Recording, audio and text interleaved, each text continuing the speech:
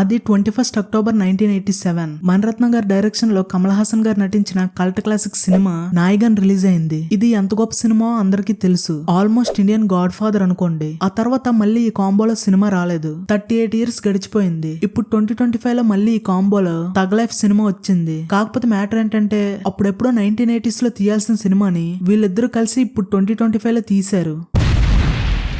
అసలు ఈ సినిమాని ఎందుకు తీశారో ఎవరి కోసం తీశారో కూడా తెలీదు. కమల్ హాసన్ గారు ఐప్యాడ్ లో 400 స్క్రిప్ట్స్ ఉంటాయట. మరి ఇన్ని స్క్రిప్ట్స్ ఉంచుకొని అసలు స్క్రిప్టే లేకుండా సినిమా ఎందుకు చేశారు?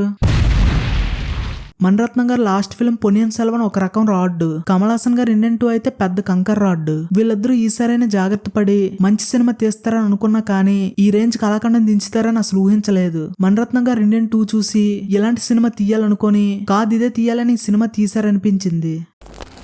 అసలు ఇంత పెద్ద casting, brilliant cinematography, excellent music ఉన్నా సరే ఈ సినిమాని కనీసం ఎవరు చూడడానికి కూడా సాహసం చేయట్లేదని డౌట్ వచ్చి నేను చూసే సాహసం చేశా. అప్పుడే అర్థమైంది పెద్దోళ్ళు చెప్పిన మాటలు వినాలని. ఒకటా రెండా ఈ సినిమాలో ఎన్నో మిస్టేక్స్ ఉన్నాయి. ఓసరు వెళ్లి రంగులు మార్చినట్టు సినిమాలో తాత మోడ్స్ మారుస్తాడు. ఈ మోడ్ స్విచ్చింగ్ చూసాక దీనికన్నా ఇండియన్ 2 బెటర్ కదరా అనిపించింది. అసలు ఈ రేంజ్ డిజాస్టర్ కారణం ఏంటి? అసలు ఎక్కడ తేడా కొట్టింది? What went wrong in thug life? ఈ వీడియోలో చూద్దాం. అంతకన్నా ముందు మీరు గాని మన ఛానల్ ఫస్ట్ టైం వస్తే ఛానల్లో కంటెంట్ చెక్ చేసి నచ్చితే సబ్స్క్రైబ్ చేసుకోండి. So let's get in to the video.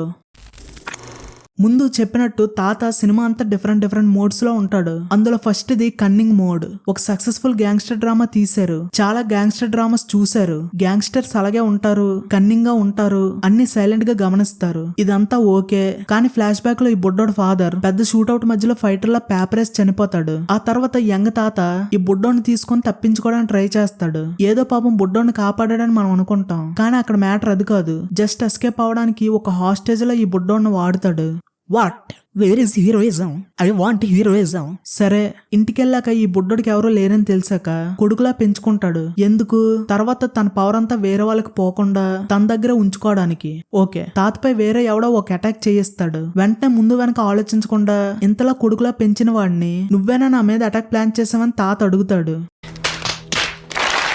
ఆ ప్లేస్ లో ఎవరన్నా హర్ట్ అవుతారు. సొంత మనుషుల్నే నమ్మనంత కన్నింగ్ తాత ఈ సినిమాలో. ఇక త్రిష గారి క్యారెక్టర్ దగ్గరికి వస్తే ఇక్కడ తాత కన్నింగ్ మోడ్ నుంచి రివర్ట్ మోడ్ కి స్విచ్ అవుతాడు. రివర్ట్ అంటే ఏంటో మీరే అర్థం చేసుకోండి. ఒక సీన్ లో తాత అనుకోకుండా జైలుకి వెళ్లాల్సి వస్తుంది. తాత విఐపి కాబట్టి తాతకు ఒక స్పెషల్ రూమ్ ఇస్తారు. ఆ రూమ్ ని తాత మీటింగ్ పెట్టుకోవడానికి, బిర్యానీ తినడానికి, క్లాప్స్ కొట్టడానికి వాడుతాడు. Okay family friendly. ఇప్పుడు నేను ఒక చెప్తా. ఇది విన్నాక మీకు ఏమర్థమైందో మీరే కామెంట్స్ లో చెప్పండి. తాతకి ఆల్రెడీ పెళ్లి అవుతుంది. ముసలోడు అయిపోయిన వైఫ్ తో ఇండోర్ గేమ్స్ ఆడుతుంటాడు. It's absolutely fine. చిన్నప్పటి నుంచి కొడుకులా పెంచిన ఈ కొడుక్కి ఒక సిస్టర్ ఉంటది. చిన్నప్పుడు ఆ షూట్అవుట్ లో ఆ పాప తప్పిపోతది. ఎలా అయినా సరే నీ చెల్లిని నీకు వెతికిస్తా అని బుడ్డోడికి తాత మాటిస్తాడు. ఇలా వెతుకుతున్న ప్రాసెస్ లో ఆ పాప పెద్ద అయిపోయి ఒక క్లబ్ లో క్లబ్ డాన్సర్ గా ఉందని కనుక్కోవడానికి అక్కడికి వెళ్తాడు. తీరా చూస్తే ఆ అమ్మాయి తప్పిపోయిన ఆ పాప కాదు, త్రిష. సరే ఆ అమ్మాయి కాదులని తాత వెళ్ళిపోతుంటే త్రిష గారు ఆ అమ్మాయినైతే కాపాడుతారా, నన్నైతే కాపాడరా అని అడుగుతారు. తాత త్రిషని అక్కడి నుంచి రిలీవ్ చేస్తాడు. చేసింది ఎందుకు? అవుట్డోర్ గేమ్స్ ఆడడానికి. ఏదో ఎమోషన్ తో కాదు. కొడుకులా పెంచుకున్న బుడ్డోడు చెల్లెలంటే కూతురు లాంటిది. ఆవిడని వెతకడానికి వెళ్లి ఇంకో అమ్మాయిని కాపాడాడు. ఆ అమ్మాయిది కూడా సేమ్ కూతురేజే. అలా కాపాడిన అమ్మాయితో అవుట్డోర్ గేమ్స్. అసలు ఏమవుతుందో నాకు అర్థం కాక సచ్చాను. ఇప్పుడు కొంతమంది వచ్చి ఇది హాలీవుడ్ రేంజ్, హాలీవుడ్ లో డాన్లు అందరూ ఇలానే చేస్తారు, అందుకే ఇలా చూపెట్టారు అంటారు. అయితే సినిమా కూడా హాలీవుడ్ లోనే తీయాల్సింది. ఎక్కడెందుకు తీశారు? సరే ఇదే రోత్ అంటే తాత జైలు నుంచి రిలీజ్ అయ్యాక ఇంటికి వెళ్లకుండా త్రిష దగ్గరికి వెళ్లి 3 days ఫుల్ గేమ్స్ ఆడుకొని అప్పుడు తాతగారు ఇంటికి వెళ్తారు. అసలు ఈ నిశ్శబ్ద యుద్ధం అంతా ఎందుకు? లిటరల్ గా త్రిష గారి క్యారెక్టర్ సినిమాలో ఉన్నా లేకపోయినా .1% కూడా తేడా ఉండదు. మరి ఎందుకు పెట్టారంటే జస్ట్ గేమ్స్ ఆడడానికి పెట్టారు. పోనీ తాతకి ఈవిడ నచ్చారు, ఈవిడతో గేమ్స్ ఆడుతున్నారు అనుకుందాం. ఈయన పెంచిన అమరకు కూడా త్రిషయే ఇష్టం. అంటే ఆ సిటీలో ఇంకా వేరే అమ్మాయి ఎవరు లేరా? అయినా మణిరత్నం గారు ఈ సినిమాని ఒక తండ్రి కొడుకుల ట్రయాంగిల్ లవ్ స్టోరీలా రాద్దాం అనుకొని దాన్ని ఇలా మార్చేశారో ఏంటో.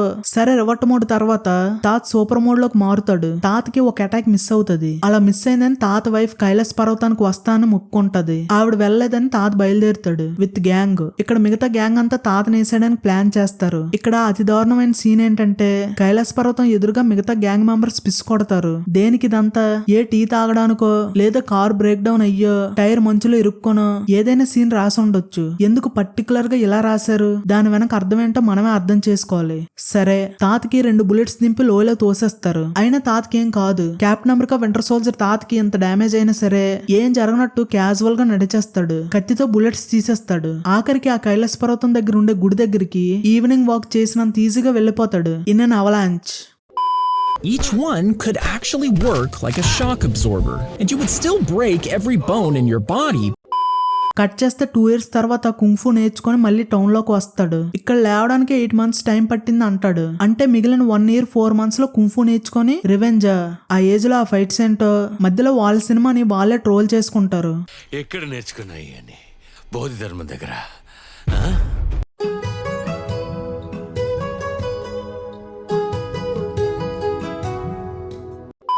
ఇలా సూపర్ మోడ్ లోకి వెళ్లి అందరినీ చంపేసి రివెంజ్ తీర్చుకుంటాడు. సూపర్ మోడ్ కాబట్టి తాతకి ఎన్ని బుల్లెట్స్ దిగినా ఎన్ని దెబ్బలు తగిలినా ఏం కాదు. ఇక పోలీస్ క్యారెక్టర్లు అయితే తాత దగ్గరికి వెళ్తారు. అమర్ నేసేయండి అంటారు. అమర్ దగ్గరికి వెళ్లి తాత నేసేయమంటారు. సినిమా అంతా అసలు ఎక్కడా ఇన్వాల్వ్ అవ్వకుండా ఏదో టికెట్ తీసుకుని తాత లైఫ్ చూడడానికి వచ్చాం అన్నట్టు అలా చూస్తూ ఉంటారు అంతే. ఇక సినిమాలో వేరే విలన్స్ ఎవరు లేరా అంటే ఆ గుడ్డు బయ్య లాంటి తీసుకొని ఒక్క డైలాగ్ కూడా రాయలేదు. బాబు రివెంజ్ అంతా హోల్డ్ లో పెట్టి ఫస్ట్ హాఫ్ లో ఒక అటాక్, సెకండ్ హాఫ్ లో ఒక అటాక్, లాస్ట్ కి ఆటలో అట్టుపండులా చచ్చిపోతాడు.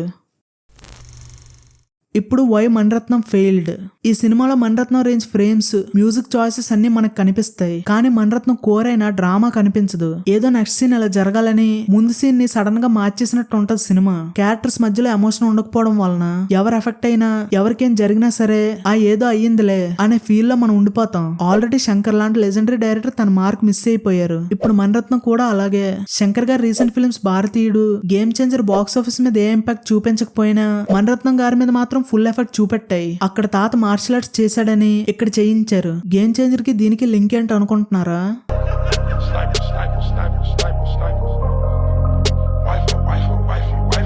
ఎలా ఉందిరా? ఆ భాష అంటే భాష అది హిందీ అంటే తెలుగు ఎక్కడో కొడుతుంది సీనా. Meanwhile, thug life in another universe.